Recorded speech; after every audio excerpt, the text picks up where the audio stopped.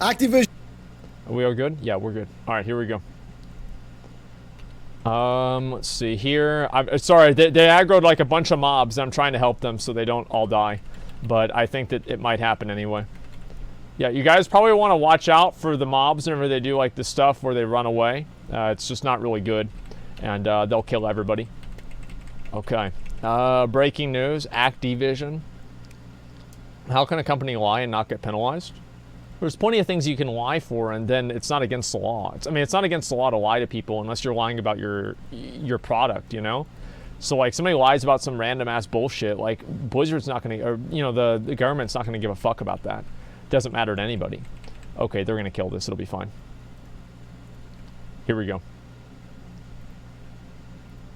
Slashing of blobs for microtransactions. Well, it sure has revealed something. EA are doubling down on live service gaming. Valve are trying to get out of the money laundering game that they accidentally waded into. Several vets have left Blizzard, and we've also got to remind Blizzard President Jay Allen Brack that his company has actually, well, it's done the opposite of what he said they would regarding the policing of people's social media accounts. Wait, what? Hey everyone, and welcome back to another edition of The Roundup. Of course, be sure to like, sub, and ring that bell to let the YouTube algorithm know that you enjoy the content. Okay, first up, a quick Activision story. So, Call of Duty Black Ops 4 is a game that was pretty much renowned for getting extremely evil with its monetization, even putting new weapon unlocks inside its loot crates. This was pretty darn absurd, and it was a pretty darn transparent play to just get people to, like, pull that lever, you know, that loot box lever, that slot machine lever, to try to get the new weapons. Yeah, just buy more money. Now, what's very interesting is that with Call of Duty Black Ops 4 no longer being the in vogue Call of Duty, with of course Modern Warfare coming out recently, they've updated it to make it so that reserve cases can actually be traded in for weapons directly. You can trade in 50 reserve cases and just choose a weapon from a list that you want to get. This is, you know, far more fair. It's a direct way to earn those things, and it's pretty darn transparent that they've only done this once, you know, Black Ops 4 is no longer the mainline Call of Duty game.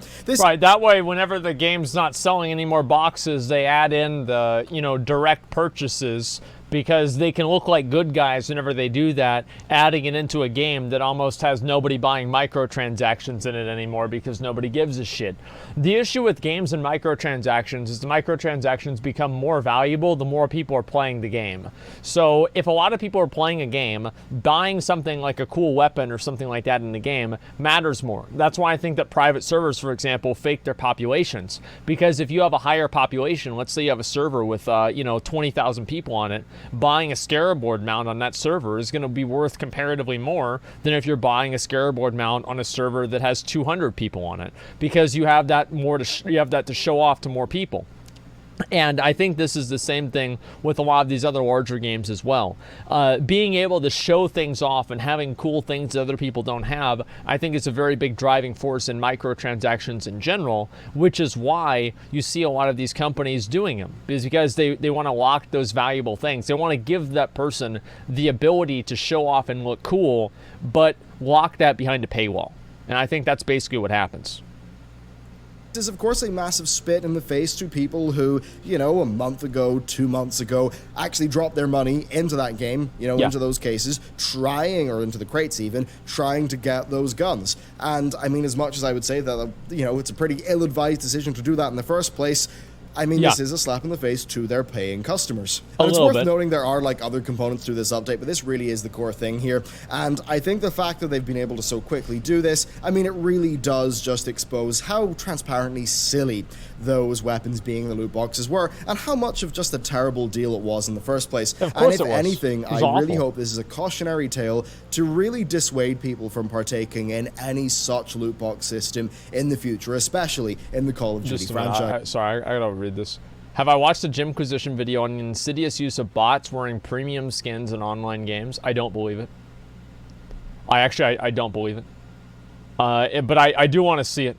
If there's a video about that, I will absolutely fucking watch it. Yeah, I totally will.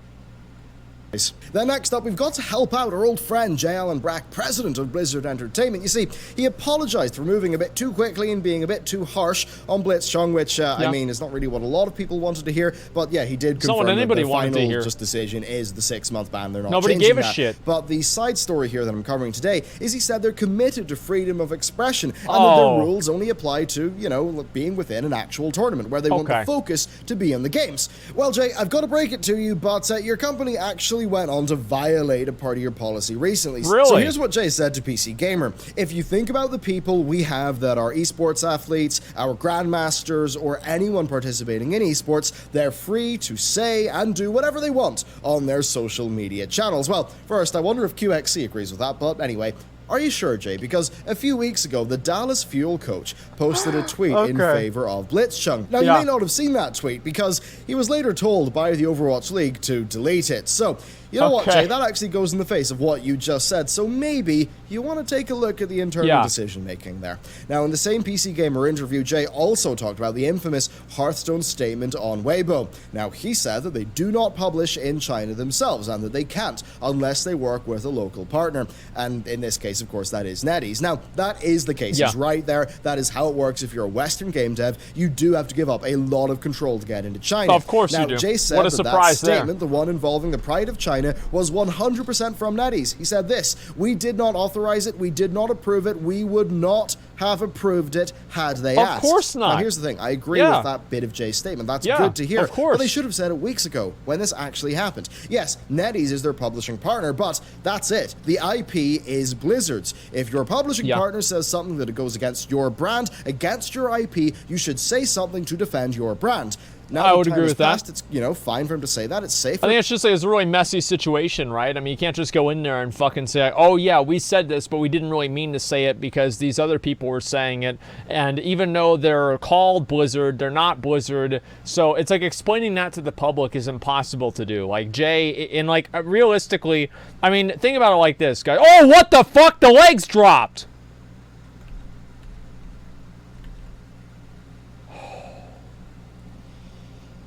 Is this my bis?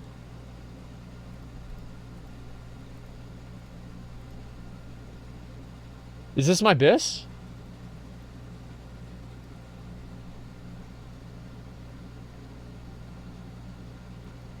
Oh my god. Am I about to win? No fucking way, man.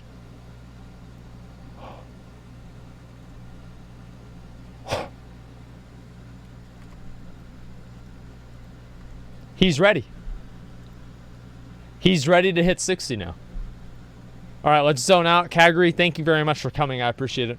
We have to do it in 5-man because we lose like half of the experience for like for doing it without a 5-man.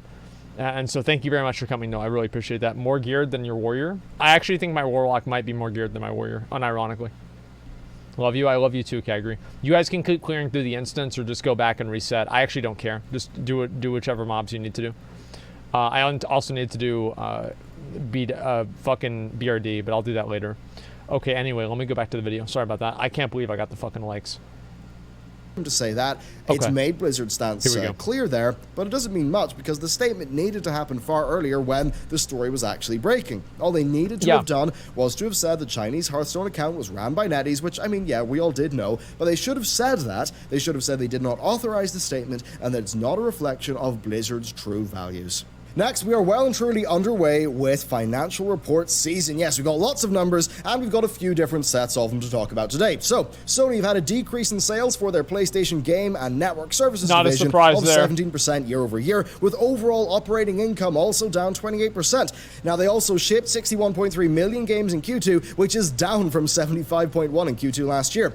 Why? Well, mostly the usual end-of-generation slump, but they did see an uptick of PS Plus members, but that said, it was a bit more lower than they expected. This has led to a 9% downward revision that is down to lower than expected software sales, including the impact of a change in the launch date of a first-party title. So, I think, quite obviously, it's pretty big deal. Too. Oh, now, yeah! We then also have Ubisoft earnings report. Delayed now, this that. is one, if you were on the channel last week, you would have seen they got ahead on via press release. Now, the core of it is that Siege and Odyssey are doing super well, but that they've got a year-over-year decrease in Q2 sales of 9% and a 5% drop in net bookings, with overall operating income down 93.8% to 7.7 million. Naturally. Still, though, with them revamping their internal processes and a strong 2020 lineup, they have really good projected net bookings of 2.9 billion for that. This would matter to me if I cared about video games besides good WoW. For Ubisoft, and I've got to admit, I do like seeing the company take a short-term hit for long-term health and quality. Next, though, it's time to return to the slick corporate bad boy of EA,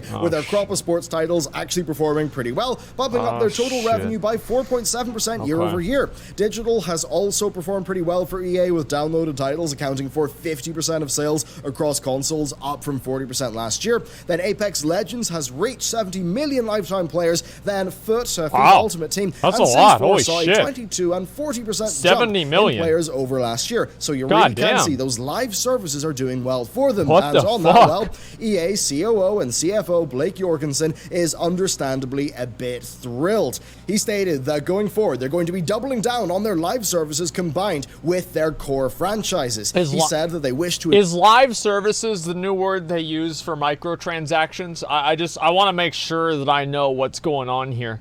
You know, you have to keep track of all this kind of stuff, okay? Yes, okay, so live services. Okay, see, you know how they just keep changing it a little bit? They just keep changing it a little bit. Okay, yeah. I see how that works. Invest in games that people are going to play for longer and engage in more deeply, and that their goal is, big surprise here, to drive growth and profitability. What an incredible statement, Blake.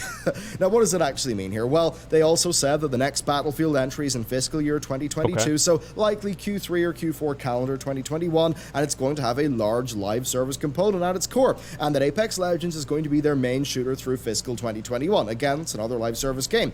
Seemingly, they think that Battlefield 5 Pacific can hold the fort, and another reason is that, well, according to Andrew Wilson, they want to actually wait a year or two for growth in the new consoles, which I think makes sense if you're going to be planting some seeds and you know the soil is going to be a bit more fertilized. Maybe you want to wait until the soil is good, and that's pretty much what they're going to be doing there.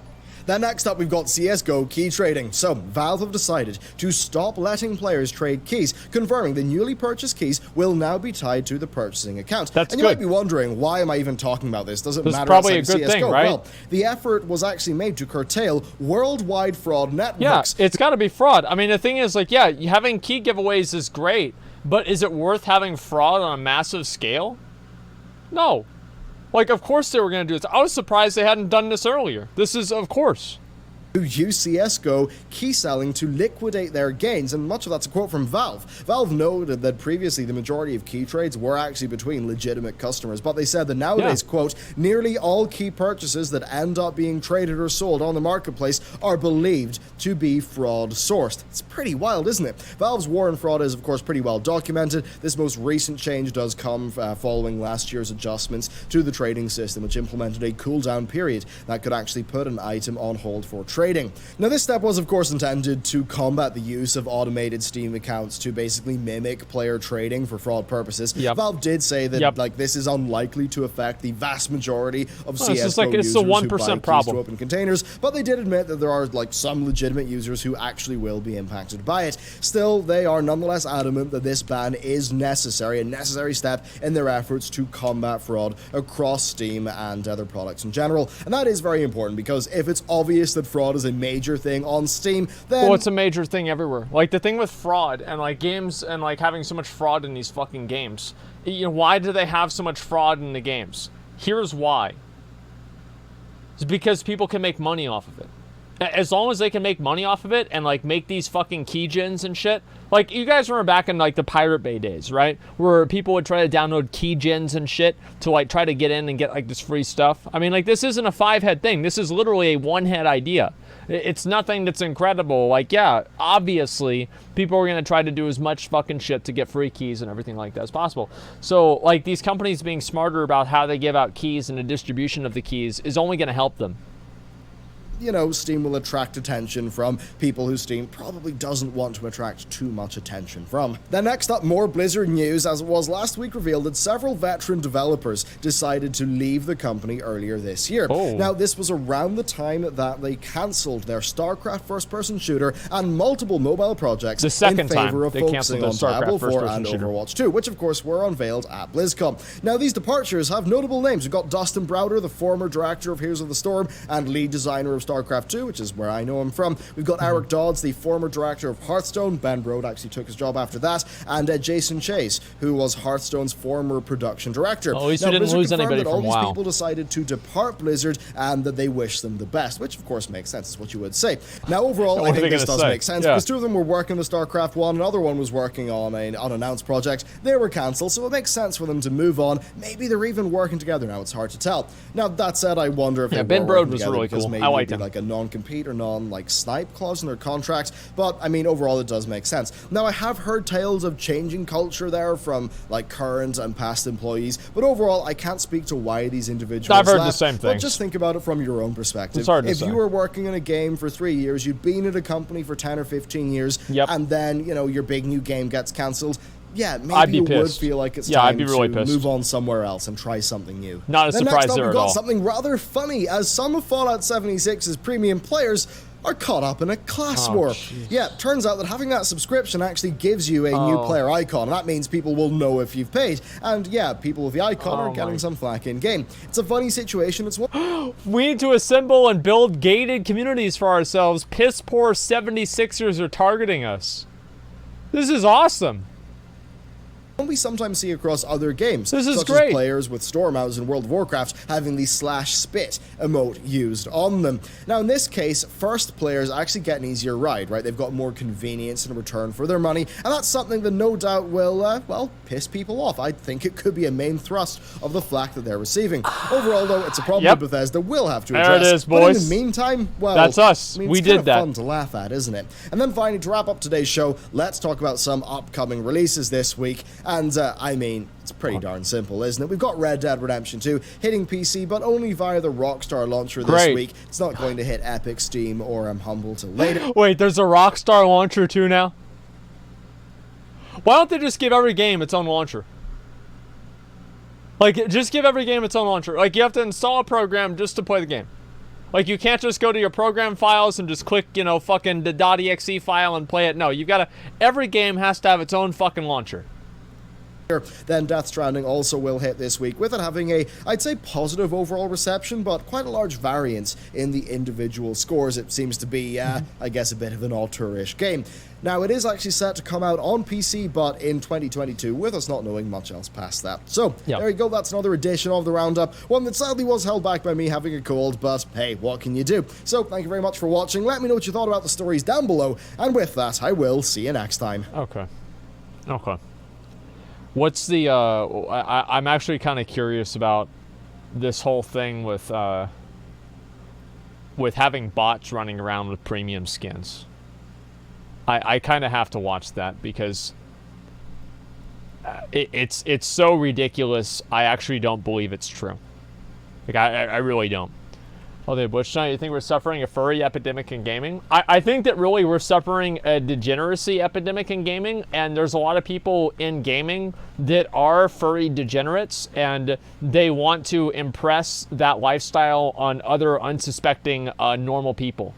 I think that's really what happens, right? Is you have a bunch of weird people that, they think that gaming is great because it's the first place where they can actually pretend to be a dog and people bark at them instead of telling them to get a job like they do at their house with their dad. So it's you see this kind of stuff and obviously they're going to be excited about being part of that. I mean, I don't like... I don't really care in a way I don't care about furries, but in a way I do. The only thing I don't like is the fact that anybody that plays off any sort of sexual deviancy like that as being normal.